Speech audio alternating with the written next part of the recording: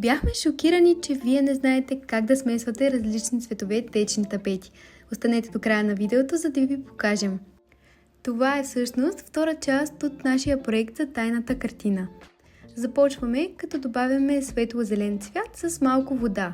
Използваме по-малки количества, защото ще разпределим стената с различни цветове. Всички тях размесваме по-отделно. След зеления цвят използваме и светло-небесно синьо. Напишете ми в коментарите кой цвят ви харесва повече. Разбъркваме добре с вода и оставяме да накисне.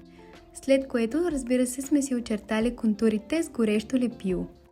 Използваме малка шпатулка и нанасяме добре, като заглаждаме по краищата. След зеленото показваме ви как нанасяме синьото. Ако имате притеснения, че ще се получат неравности, точно в този кадър ви показваме как можете да ги запълните. Цъкнете плюса за още